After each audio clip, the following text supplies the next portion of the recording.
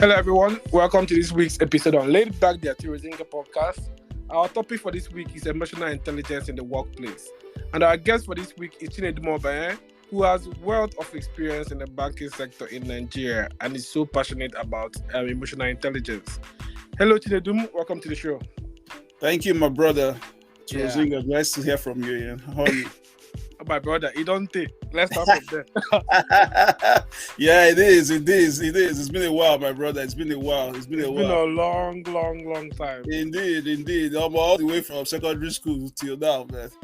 My brother, it's been a long. We go way back. It's been a long time. For context, so I'm going to put this out there. We used to sit on the same seats, and I remember there's this fond memory of you I have that I can't let it go. You used to sing all the time in class, if you remember. Was it Westlife?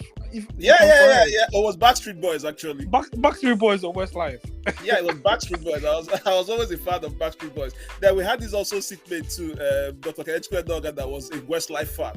So oh my God, between me and him. Man, you guys used to sing all the time then. Yeah. Oh my You're actually God. Emotionally intelligent, this guy. Yeah, man.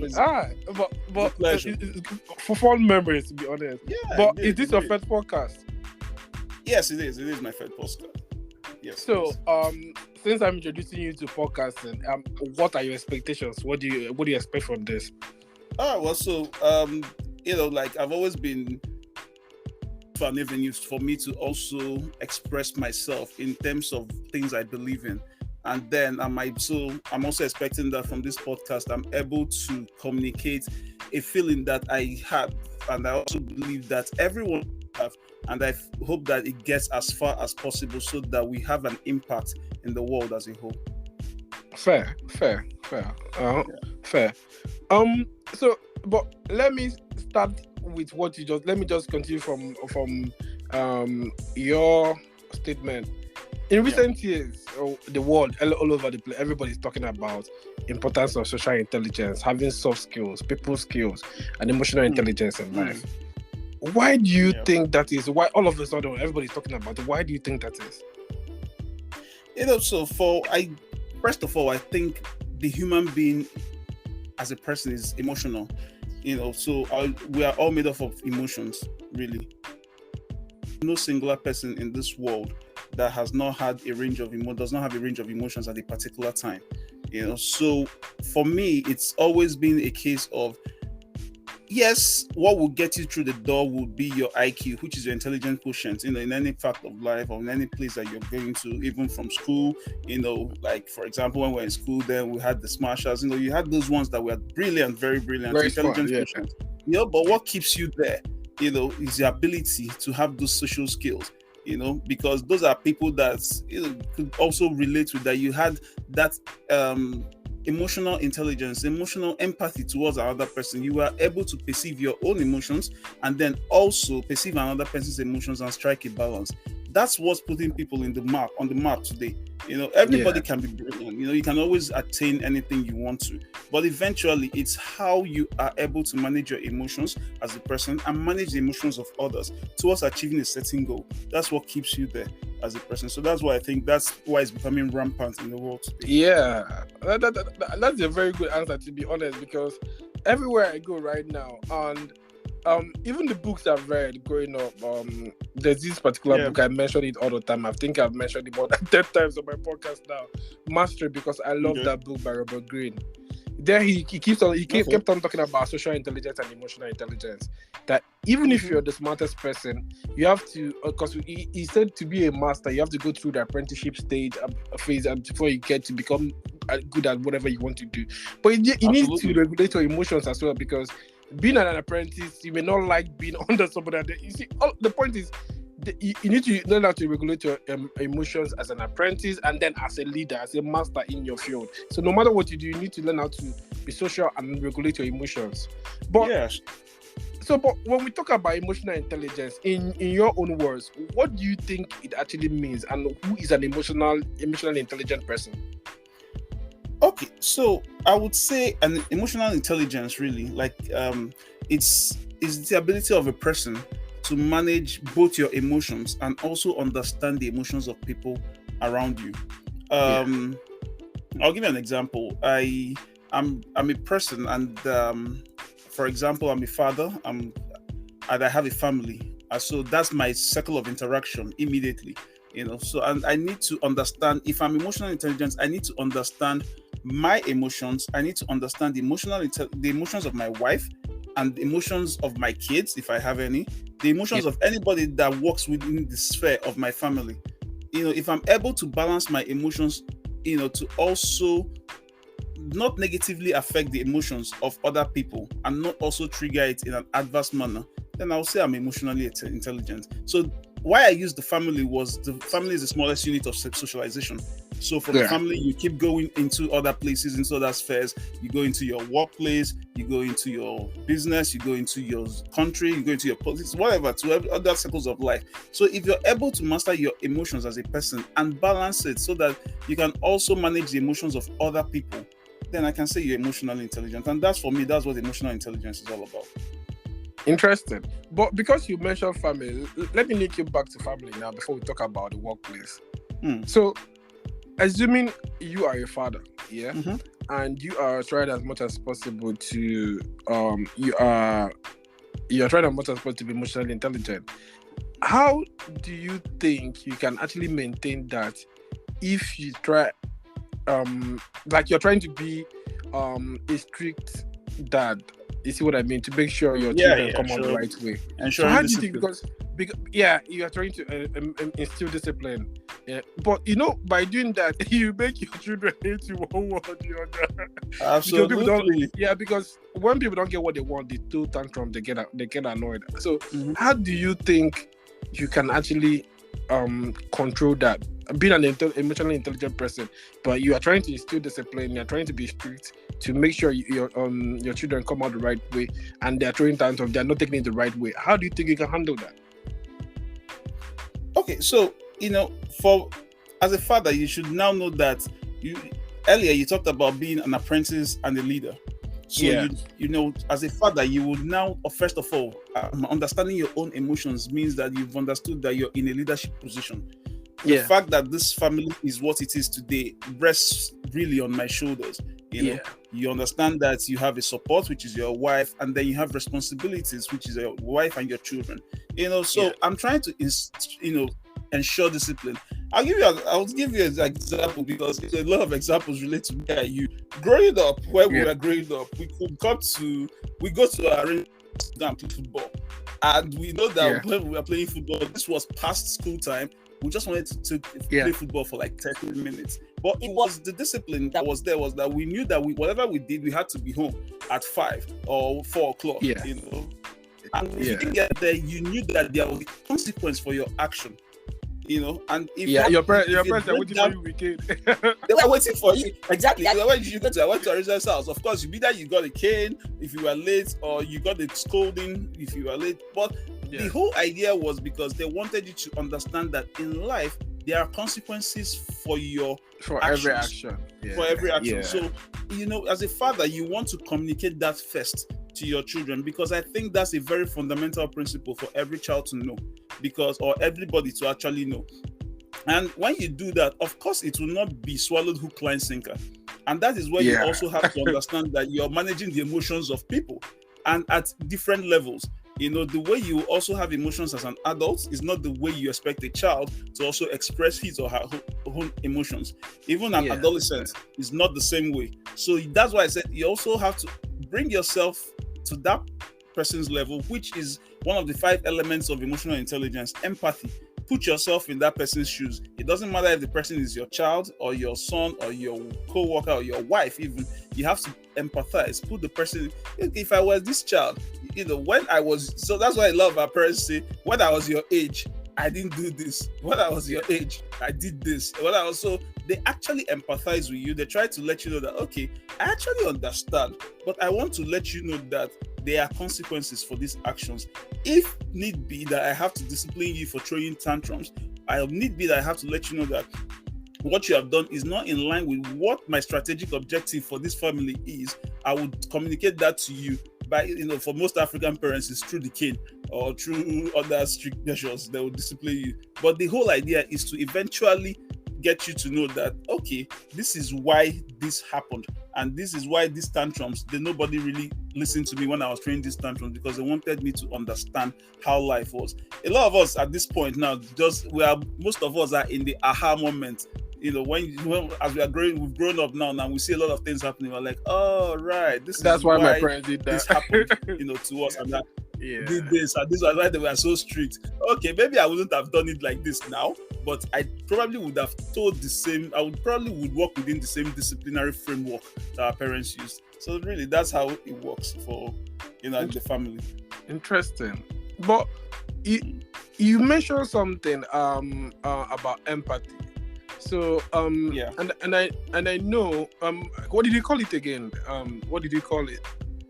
That empathy is one of the 5 key something about emotional elements of emotional intelligence. Yeah. So when you talk about the elements of emotional intelligence, I know there are certain elements like self-awareness, self-management, relationship management, social awareness, like that. These are really important in social. So to me, that somehow ties social skills with emotional intelligence. Because for you to have empathy, you must have good social skills to actually understand this person is feeling some type of way and put yourself in the person's shoes. So do you think people who lack good social skills are capable of being emotionally intelligent? So in the hierarchy of the elements, really, so if it's in the hierarchy of elements, it starts from self-awareness and it builds up to social skills.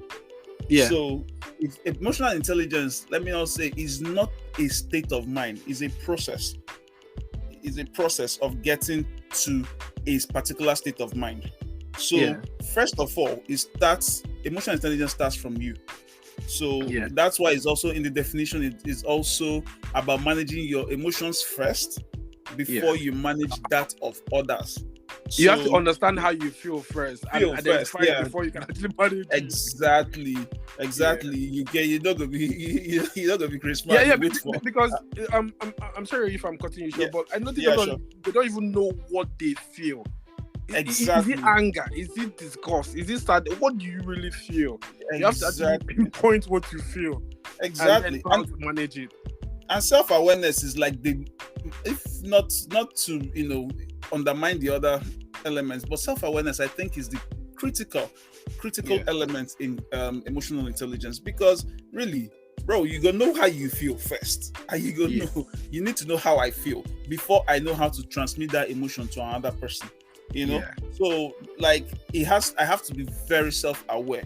So for people that say, I don't think anybody does not have social skills really, but I think you just haven't built yourself from that process of being self-aware to have a self-regulation, empathize with other people. That will eventually just land you on the social skills, So I also like giving examples of this. An example is, I'm angry today. Maybe I've had a disappointment or something, and I'm someone that does not take disappointments very, easily. I feel down. I'm not feeling good. I just want to be alone. At that point, if someone invites me to somewhere, I know that the same thing that was talked about that gave me the disappointment might be brought up. You won't go. You would naturally just find a cautious way to tell the person or decline the offer. But you will find out that people will be like, okay, I feel like maybe if I go there, I'll let loose, I'll feel better. But maybe that's your trigger. Exactly. And you find out that that's what's triggering you, and your energy starts going low, and it starts affecting people because you're not empathizing with other people who have come there with a high energy, and then you may end up lashing out. Exactly. And everybody tends us saying, okay, you don't have the social skills. Maybe someone is meeting you there for the first time, and the first impression you're having on the person also not knowing that you've not had a good day or you're disappointed, person will feel like, okay, I thought you or your history, or your history, and guess what? That the person is also being emotionally unintelligent, because you really don't, because in your self-awareness, you also have to empathize, because you have seen that this person is giving up an energy that you really can't identify with, but you should also empathize and, okay, what's the root cause of this energy? Really? But not everybody has that kind of awareness to say, okay, I'm this kind of person. I like asking a lot of questions. Why? I feel like there's always a reason why we are the way we are and why we do the things we do. Yeah. Like if somebody asks in a weird way, you start asking yourself, okay, why? Yeah. But a lot of people don't. They just assume, this person, be like, see, they behave somehow. Exactly. Yeah, absolutely. And and that's part of emotional intelligence. For a lot of people, it's a self-regulation process for them. Do you understand? Yeah. So that's the way they want to also regulate their emotions. They don't want Chinedu's behavior to trigger them, or to maybe if Chinedu is behaving somehow, if he hits them, they might behave worse than Chinedu did. But that's a self-regulation for them. But I would also say you have just jumped the gun of being self-aware. You just went immediately to self-regulation. Do you understand? And you're now trying to regulate yourself. I'm not saying, of course, it's good to also put up your defenses and for your emotions and all that. But you also need to understand what are those things that trigger me. So if Chinedu is behaving somehow and is not in tandem with what you want to do, okay, that's fine. It's not, emotional intelligence doesn't mean you have to be friends with everybody, or you must. Emotional intelligence. But it can be cordial, yeah. Yeah, it just means that you have respect for the basic feelings of human beings. So we are all born with emotions. We all have emotions at a certain time. You just need that to be recognized. So you cannot recognize what you are not aware of. So that's why it starts with self-awareness. By the time you recognize for multiple individuals and you're able to coordinate those feelings towards yourself and other people, you can say you have those social skills and thereby your emotional intelligence. Okay, so that's a very lovely answer. Because so would you say, with your answer now, would you say that the only way people who lack, let's say they lack these social skills, that the way they can actually improve is by first of all focusing on being self-aware before they can now regulate and manage themselves before they get to the final stage of social awareness? Is that what you're saying? 100%, Ariza. I think that people would actually do better if they first sit down and look in the mirror, and just talk to themselves and say, okay, what are those things? I'm an individual. My name is Chinedu. I'm the president of Chinedu's Republic of, Federal Republic, and I need to know what triggers me. Honest, an honest assessment of yourself. So know what are those things that trigger you, and you know how to manage those emotions between yourself and other people. Fair. But now let's take it to into the workplace. Could you elaborate on how? First of all, how important do you think emotional intelligence is in the context of workplace before we talk about how we can actually build it in the workplace? How important do you think it is in the workplace? This question, I'm passionate about answering it because everybody sees the workplace as where we have the maximum amount of productivity in one's life. Yeah. So whatever you do, as long as I'm doing the workplace, I am doing my maximum productivity is required there, because that's where my source of living is coming from, and in that very environment, there seems to be a bit of competition. I was listening to your podcast with Dr. Kene where he said, healthy and unhealthy competition. You have healthy competitions, you have unhealthy competitions. Most of them, you find them in the workplace. Most competitions, you have everybody wants to be at the top of the food chain. You get? But at the same time, you forget that, like I said earlier, what brought you in was your IQ. Because of course you went for an interview, that was what you said on your resume and all that. That was what brought you into the workplace. But there is no man is an island. You cannot progress or have a productive workplace if you don't have teamwork. And with that, you need individuals. And each individual has his own emotions. So you need to master everyone's emotions. The same person, from the guy that opens the door, the security guard, to the guy that works, that cleans your office, everybody is a team. you're all working towards a certain objective, and that's promoting probably a brand or a goal or an objective, whatever it is. But it's so key that you need to ensure that you're emotionally intelligent to everybody around, because you need them. You need people to work. No man is an island. You get to a place where everybody deserts you because you're not self-aware and you're not regulating your emotions. As such, you're lacking social skills. Everybody would and isolates you. You start seeing that your productivity is dropping as a team, as an organization, as whatever you want to do. You cannot achieve it by yourself. So you need to carry everyone along, and everybody is unique in his own way. So you need to understand those people's emotions, because those are the things, and they're simply called emotional deposits. I'm having an emotional deposit in someone. I come to work today and I see that, this person in my team is not. If I'm self-aware, I understand that, okay, this is not how this person should feel. This is not the way the person has been feeling. Okay, so what's going on, Arinzo? How are you feeling today? And you're like, okay, something happened, I'm not feeling too good. I empathize with you, and I look for ways to make you feel better, so that you can give your 100% on the job, because I need you to give your 100% on the job so that we can achieve our objective. So those are the things that I need to ensure and be emotionally intelligent towards you or any other person, because we have an organizational objective to achieve. So it is very, very key in the workplace if we must be productive as an organization. I agree. In my I've been opportunity to teach different students from all over the globe, act as a mentor, tutor to a lot of coach, and tutor to a lot of students. And the thing is, I've spoken to a lot of, and they open up and tell you a lot of things that are bothering them. It makes you must have empathy to be a mentor to start with, because you realize this person can actually be better if this obstacle or impediment is removed, or if somebody helps them to tell them it's gonna be okay. You don't have to feel this way, or you see what I mean? Like lift them up. So, how do you think one can build emotional intelligence in the workplace? Okay, so first of all, it's still the same within the same framework, really. But let's put it in the context of the workplace now. So it first starts with self-awareness. I mean, the workplace, I need to understand what are my triggers in the workplace. Mind you, things that different environments have different triggers for different people.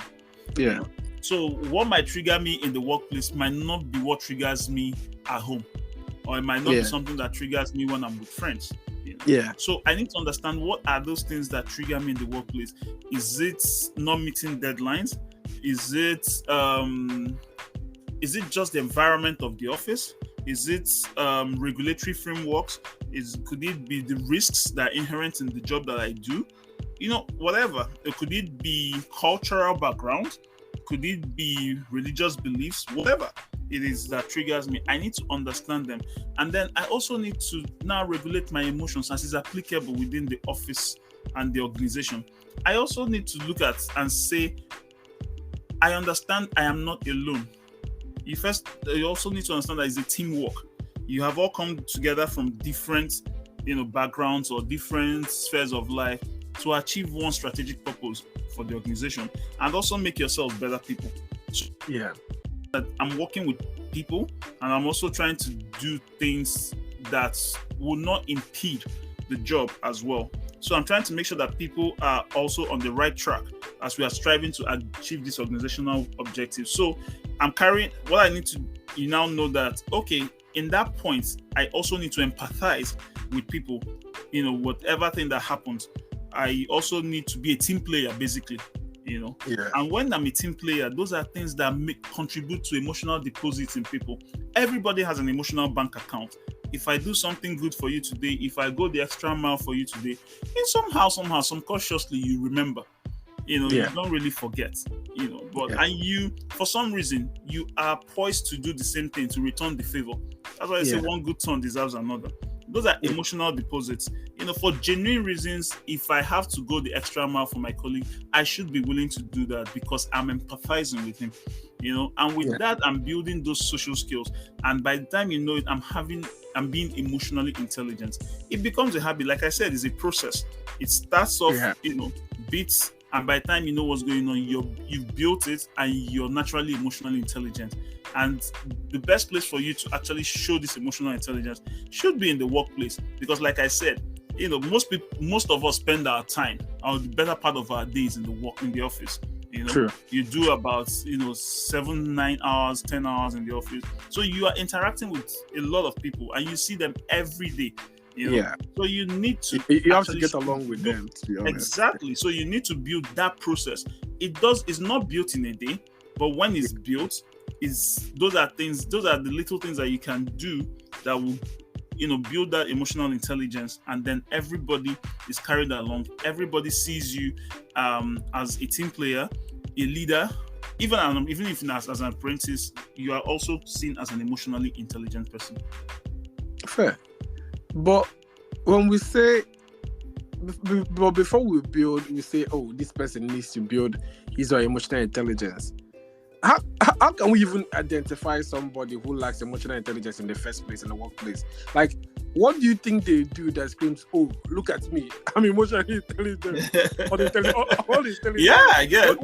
Is there something they actually do that screams, "Oh, more, I know they're emotionally intelligent too"? No. What do you think? Yeah. So basically, there's nothing really that says I'm not emotionally intelligent or screams it.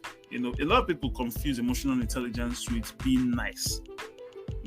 Being nice doesn't necessarily mean you're emotional intelligence, really.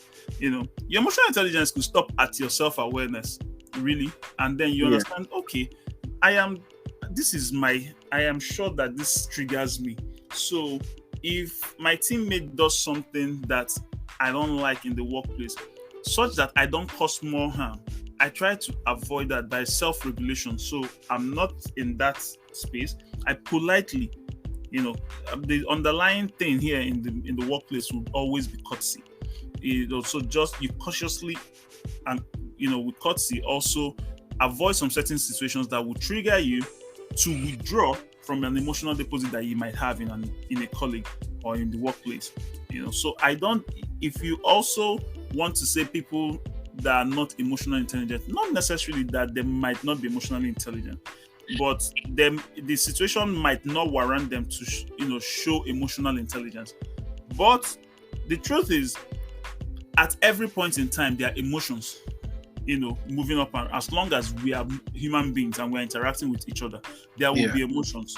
And people, not necessarily to say that they are not emotional intelligence, but they might not be self-aware. They just might be there saying, doing things on their own, not knowing what triggers them, not even knowing what triggers other people, but if you ask them, emotional intelligence, they're like, oh yeah, that's not a problem. I understand what it means, the concept and everything.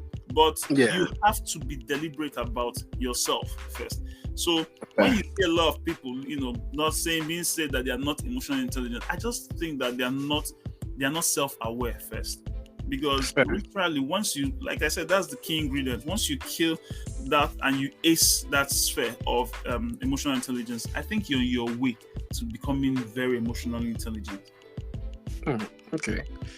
Let me take you back now, because you gave an example and said if you've been criticized about something, and someone invites you to an event where they are talking about the same thing, you rather not go because you've identified this as a trigger. So I know a lot of people don't like being criticized, and then there are people who only criticize. They will never have any good thing to say. They're only criticizing people. Like, how do you think one can handle this maturely? Like, there's a bit of emotional intelligence, for example. Let's say in at work, you have this particular colleague. The only thing the person does is to poke holes in your performance. Everything you do, they always criticize it. There's never, I don't know if the person is your computer, I don't know what it is, but the person is always criticizing you. How do you think you can handle that to maturely to show that you have emotional intelligence? Okay. So like I said, it starts off with the same process. Self-awareness. You understand that you've been triggered. You understand that this person is poking you. So, and like I also said, there's an underlying, behavior there, which is courtesy. Every workplace is a corporate environment. There are certain rules and for courtesy everywhere in life, actually. And if you have those kind of people, what I think you should do is have a courteous chat with the person. Nobody actually turns down a respectful invite for a courteous chat. I want to talk to you. Most times when you have that chat or discussion with your colleague, you find out that they were doing this because they were not self-aware. Yeah. So most times when you have that discussion, you will find out that you eventually get to a compromise. But I think you should also have that discussion, talk, explore that option of talk. A lot of people, always have that. He doesn't like me, that's why he's always criticizing me. That's why he's always saying things about me. He's always withdrawing. True, that might be an emotional withdrawal from you. But have you also expressed how you feel? Your discomfort and all. Your discomfort, how you feel to the person. And it takes nothing. A lot of people just don't like talking. We just don't like communicating our feelings and the emotions because we feel like it might be misread or misrepresented to the other person. And you come off as weak or what? You come off as weak. I don't want to talk to you because I'm telling you that this is how you make me feel. I don't want to also let you know that you are actually triggering my emotions because I don't want further confrontations. A lot of people don't like, to face some things as they are, but it's part of being self-aware. And it's part of regulating your self-emotions as well. I want to also let you know that you trigger me. This is what things you do. I let you know that I don't like these things. And you'll find out that most times you're breaking a wall, actually. And the person will stop, yeah. And the person would actually say, okay, I don't like it. So there are some people wouldn't actually listen. They're like, okay, I'll try. But because they are not still self-aware, give it 2 weeks or 3 weeks, they are back at it again.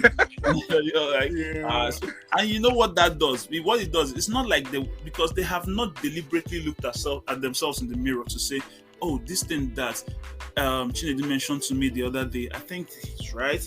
Do like an in-depth self-analogy and say, okay, I think I'm doing this too much. I really don't mean to. And what it does is, if I keep doing it after 2 weeks that I just had that chat with you, what you will feel like, oh, okay, you actually are not empathizing with me. So you are also withdrawing out of the emotions that I have. And that's why people now, relationships in the workplace get broken. But if you have an honest communication with someone, at least, even if the person doesn't feel good, you will feel better, actually. You will feel better. You will feel like you've done a bit of self-regulation. You have, improved on. And funny enough, when you do that and you feel better with yourself, by doing the self-regulation, by communicating, you will feel like your social skills have improved somewhat. Yeah. You will feel it. You will feel like you have that improvement in your social skills. Whatever happens, that doesn't mean you will not have people that will not listen to you, but you will feel better for what it's worth. Interesting. That's actually interesting. Mm-hmm. But because of time, I'm going to ask you a final question. Okay. So, in your line of work as a bank, I'm sure you must have met a lot of different kinds of customers. Some who are confrontational, some who are conflict avoidant. How do you self-regulate to actually make sure you maintain the relationship with these different types of customers? Okay, so in terms of customer relationships, really, you would I try to first of all empathize, So every customer is happy till there's a problem. Everybody's happy till do one thing right. And really for that thing that you've not done right, there is an underlying action that the customer is taking because there is a consequence of whatever that may have gone wrong that is affecting him adversely, which is making him take it out. For those that you have, those that are very confrontational, you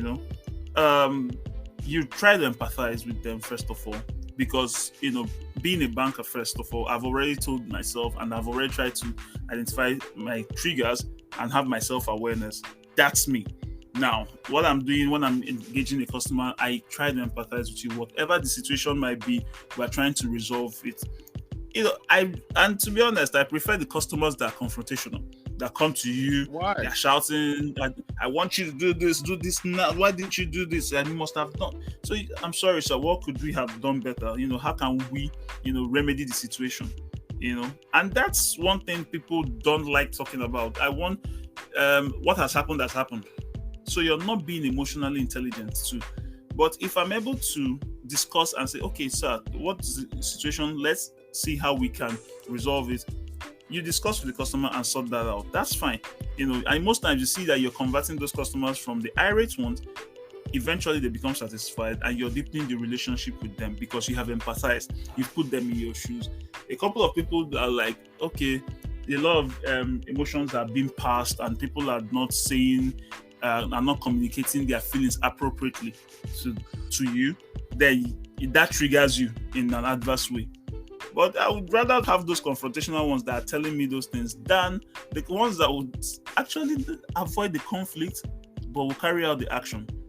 Because what you're now doing is just trying to remedy maybe a situation. Maybe they've closed the relationship with you, they've moved on, and you're trying to find out, what happened? How did you get to this point? Yeah. And you might not find out that, okay, this is what happened. And I agree. It's better for the person to actually have the talk with you. Yeah, exactly. So if a customer that talks to me, and then eventually we can solve it there and then, if I can be emotionally intelligent and then, I leave my triggers aside, I'm empathizing with him, because everybody, including customers, stakeholders, whoever, everybody wants to feel special, Yeah. And that's a feeling that we can grant, each and every one of us. And when we say, okay, at the end of the day, we're all we have, really. So if I empathize with you and understand that this is how you feel, we can be able to solve your, the situations, and then also have, a better and more satisfied customer, which will eventually translate to a better organization. You will have a better process. You will have a seamless relationship with your stakeholders and your customers.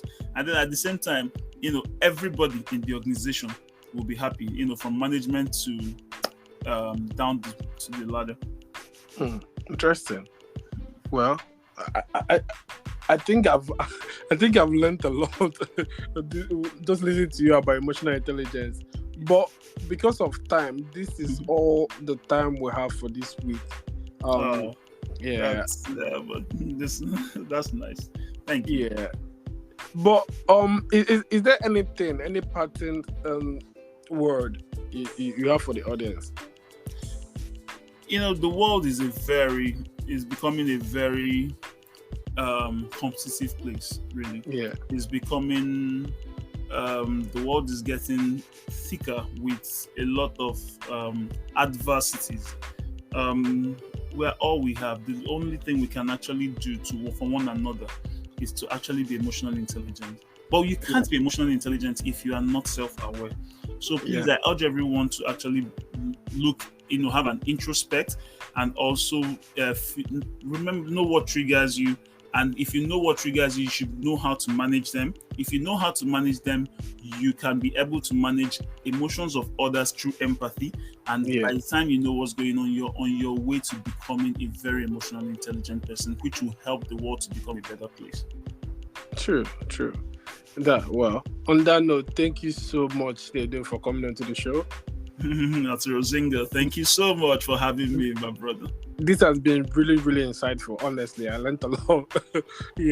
And I hope other people listening actually pick a thing or two from it as well, because we all need it in our, whether it's our home or family, workplace. We actually need to be emotionally intelligent to actually at least have some empathy and know yourself, and then know how you talk to other people as well.